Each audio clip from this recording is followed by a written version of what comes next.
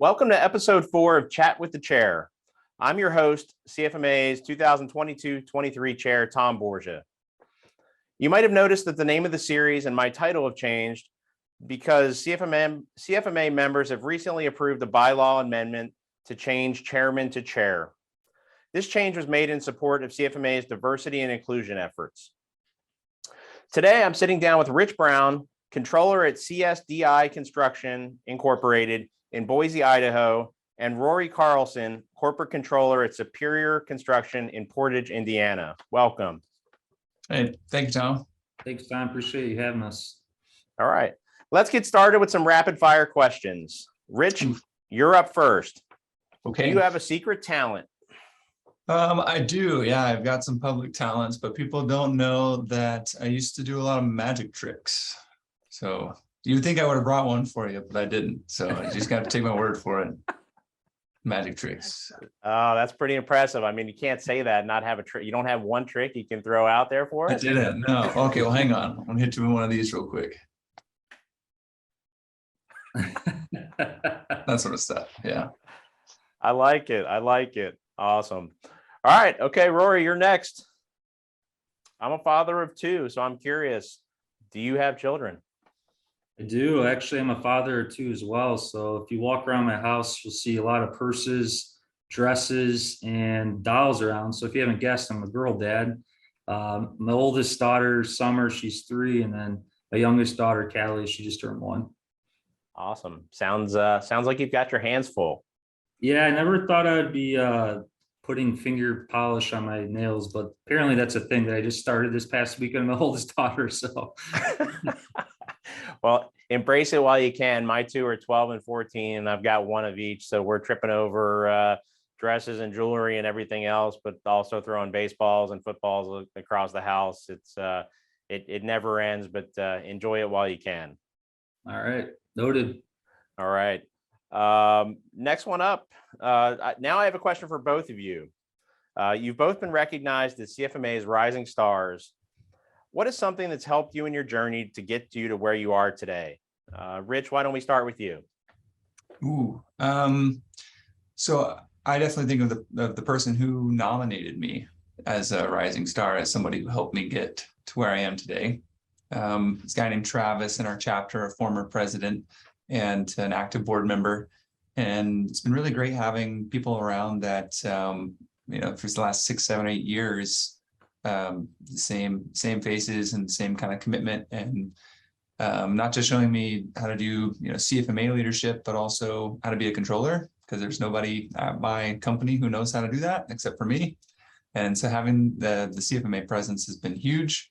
And it was extremely nice and thoughtful of Travis to nominate me for the Rising Star Award, but even more kind of thoughtful and nice to be present and be such a good guide along the way. So he's my answer. Excellent. Thank you. Rory, how about you?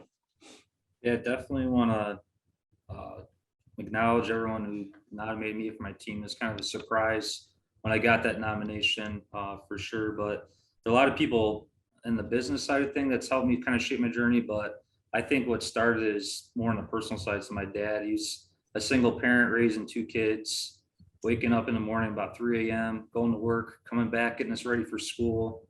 And once we're off to school, and we're both involved in sporting events, right? So you attend my sister's game and my games, and then kind of do it over again all day. So that hard work ethic and kind of treating everyone with respect carried over to my business life as well too. And it kind of helped me get where I am now, where, you got to kind of put your nose to the ground and work hard to kind of get where you're at. It's not, everything's not handed to you. So. For sure. No, two great answers there. And I think one of the things I could probably share there as well is I think as we all mature and get a little bit older, you get a much better perspective to look back on the past and things that you may not have thought were as important or as vital to your development, your growth. You turn around, you look 15 years back and you realize how important they were. And obviously the family's a very big part of that, but it's you may not realize it at the time, the growth and opportunities that you're getting and the mentorship and the people that you're involved with, but down the road, you look back and say, you know what, I realize it. And it certainly was a help. So great answers there, guys. Thank you for that. Sure. All right, little lighter now. Rich, I know you currently live in Boise, but how many places have you lived? And then I'll add on a second question. I need you to Okay. pronounce where you live. I keep saying Boise. Is that correct?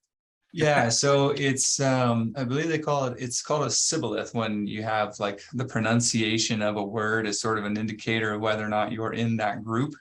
And so we have, you might be tempted to say Boise with a Z, and the locals will say it's C as in like boy and then SEE, Boise. Okay. Got it. That's how you say Boise.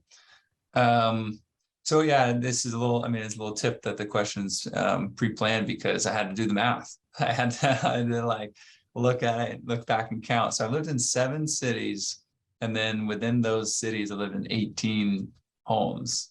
Oh, wow. So I bounced around quite a bit growing up, and then a little bit as an adult too. So I believe I'm on my 4th place living just in Boise. And hopefully that one, I'm there for many years to come. All right. How about the 7 cities? Can you list them? Let us know where you've been. I was born in Tuscaloosa, Alabama. Rory's lights just went off. Yeah, here. I was born in Tuscaloosa, Alabama. I lived in Sussex, New Brunswick, Canada, Indianapolis, Indiana, Vancouver, Washington, Bartlesville, Oklahoma, Houston, Texas, and then Boise, Idaho. And really, I'm counting Boise, but I technically lived in Eagle and Boise and Meridian. So you could round that up to 9 if you want. Okay. Wow. Quite the traveler for sure. Thank you for sharing that. Been bouncing around a little bit. Awesome. All right, Rory, if you weren't a corporate controller, what do you think you'd be doing? That's a good question. So obviously I got a passion for accounting, so kind of led me to my life right now as corporate controller, but I also have passions in sports and weather. So if I had to be a sports announcer or sportscaster, it'd probably be a dream job. But then also I've always wanted to be a weatherman as well. So it's kind of couple passions that, would like to take if I didn't have the corporate controller route. All right. Very cool. Very cool. Have you ever done any sports casting? If you talk about me on the couch and in front of my family and friends, yeah, I do that quite a bit. I already do the sports announcing, so yeah, I'll do that in my house, but not professionally at any level, really. Awesome. Very cool. Thank you for that. All right. It's time for you both to ask me anything. Any question, not off limits. Rich, why don't you go first? Okay. Well, this is an incredibly important question. So, do you think that a caterpillar knows when it goes into a cocoon that it's going to become a butterfly? Man, we went outside the box with that one for sure. I don't know. That one may have stumped me. If I were to guess, I would say yes. I think when it goes into a cocoon, it knows it's going to be a butterfly. All right. What do you think? I would say no. I think that we do a lot of stuff not knowing why. And a caterpillar with probably very little cognitive ability just doing what its genes are telling it to do. I like the question because it's like, well, when you proposed to your wife, did you know that you'd be, having 2 teenage daughters and playing sports and all the stuff that you're doing, or did you just do it because that seemed like what you're supposed to do? For sure. No, really good question. That was neat. So I'll take a little more serious here. Sure. So this is kind of piggybacking off of the question you asked Rich and myself, but what has shaped you to be the person that you are today? It's a good question there as well. And I think we kind of talked about a little bit a couple minutes ago. I think really it's the experiences that you go through in your personal and professional career that kind of mold who you are. I think I was very fortunate, and I think Rich, you actually even mentioned this a little bit too, but I was very fortunate early in my career to have some people that really took a liking to me and were invested in my future and wanting to see me do well. And like I said, I may not have even known that at the time. I mean, if you look back, 20, 25 years for me now, and I was 22 and all excited and happy to have a job and be working and making real money. There were a couple of people early on that that saw something in me that I may not even have seen in myself yet, and helped foster that and put me in the right position and taught me work ethic and taught me how to do things the right way and to always double check what I was doing, and that relationships were just so important. It wasn't really just what you knew, it was who you knew and how you dealt with people.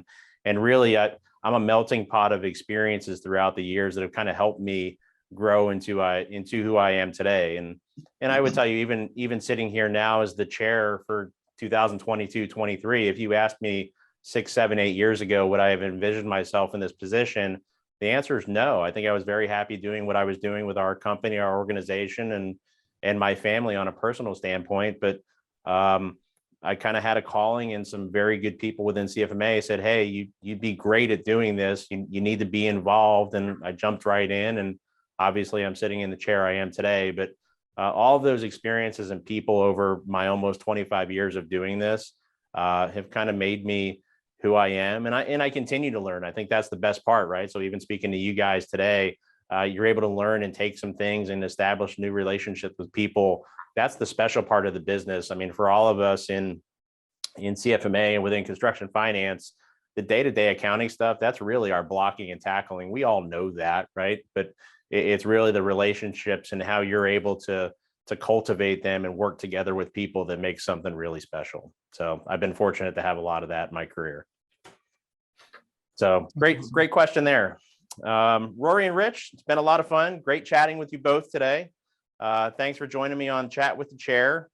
And for those of you who haven't seen this year's Rising Stars, please get out there to cfma.org/Rising Stars. There's a lot of great young talent out there that shows the future of CFMA is extremely bright.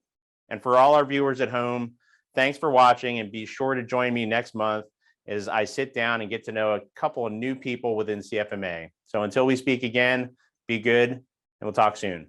Thanks, guys. Awesome. Thank you. Bye.